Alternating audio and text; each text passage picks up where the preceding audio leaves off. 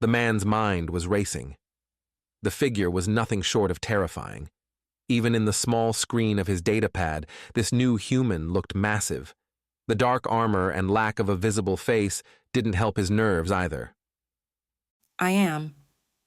The tall thing's deep voice came through the microphone. Well, I've got something that can help you, but I can't open this door to give it to you unless I'm certain that you don't mean to harm us.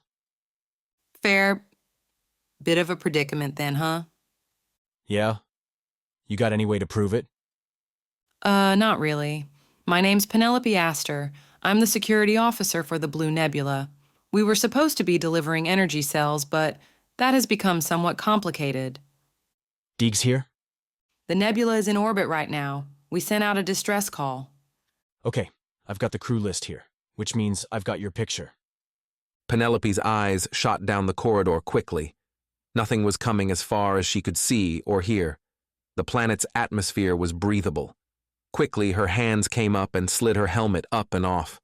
One moment passed and then another before she slid the helmet back over her head and resealed it. Good?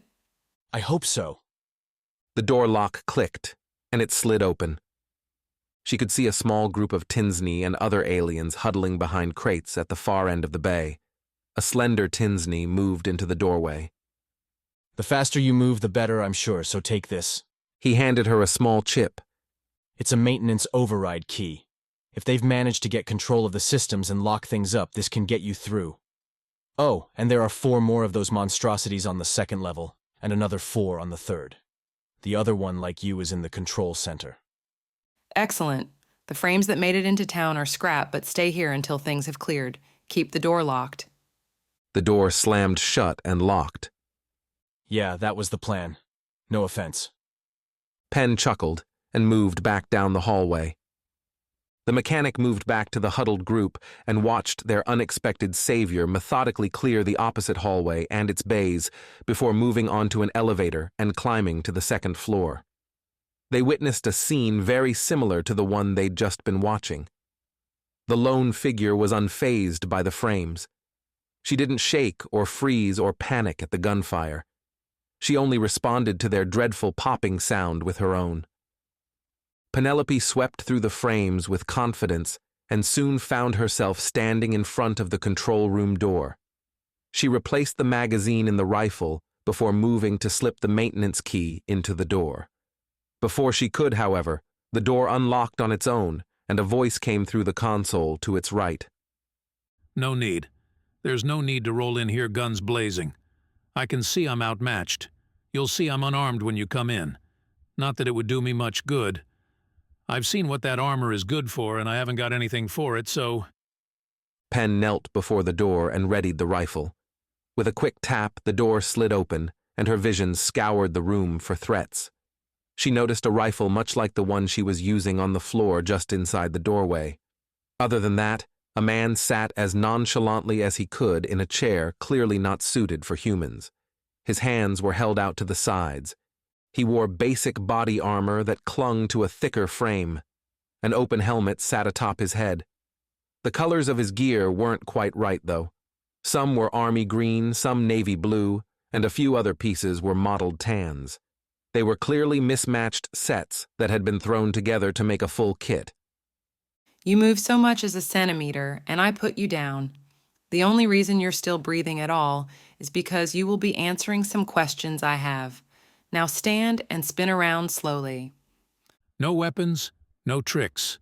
Like I said, with that armor, you've got a clear advantage. He slowly spun in a circle. He was telling the truth. Rifle magazines, a pistol, and a knife sat in a corner of the room. He had nothing else on him other than an odd small totem that hung from the back of his belt. Penn wasn't able to get a great look at it. She kept her distance but eased somewhat. You know about this armor. I'm guessing it was for you.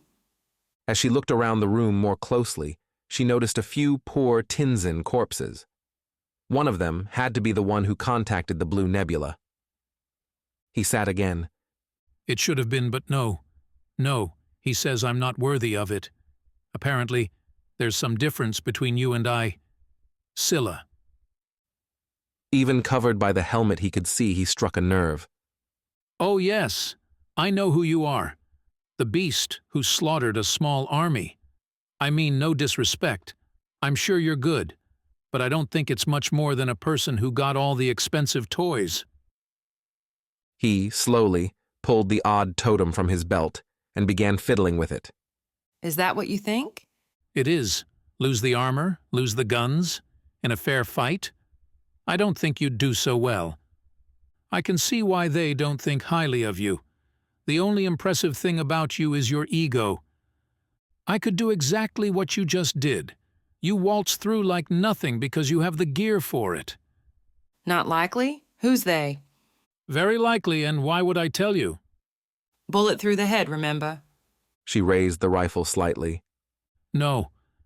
No, I'm dead anyway for botching another mission, even if it's not my fault. So how's this? A fair fight. You win and I'll spill everything.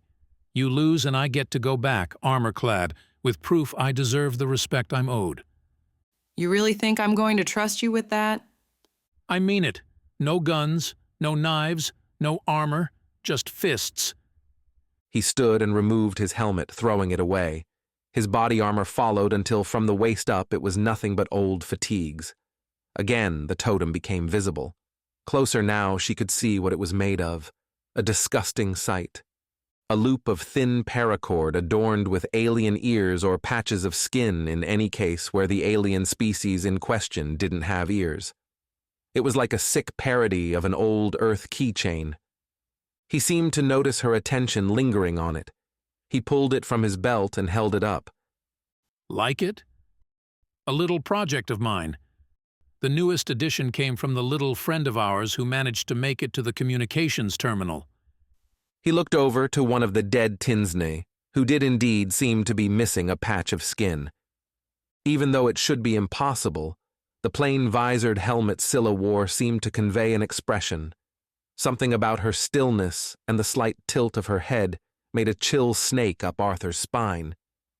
You're sick. Come on, a couple of ears turns your stomach? Oh, fuck this!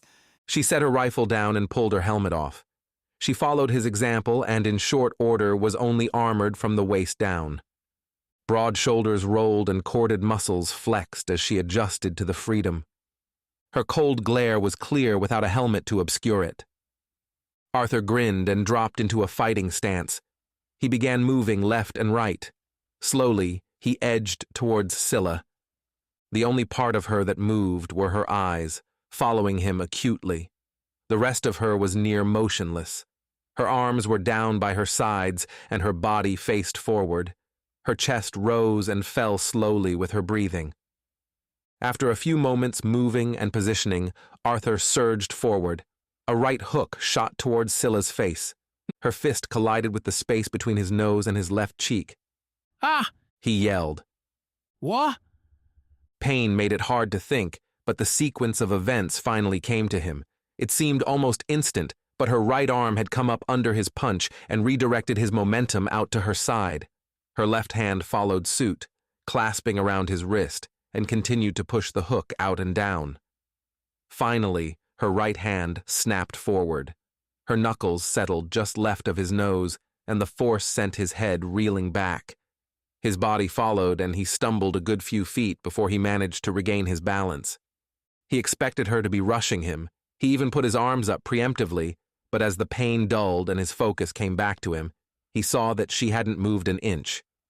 There she stood, body forward, hands at her side, motionless. The only difference in her was an infuriating snide grin that now accompanied her cold glare. She said, unimpressed. Hey everyone, hope you loved the video. Don't forget to give it a thumbs up, hit subscribe for more awesome sci-fi content. You can also support us by hitting the thanks button at the bottom of the video. Your generosity goes a long way. Every bit helps us bring you more stories from the stars. Thanks a bunch.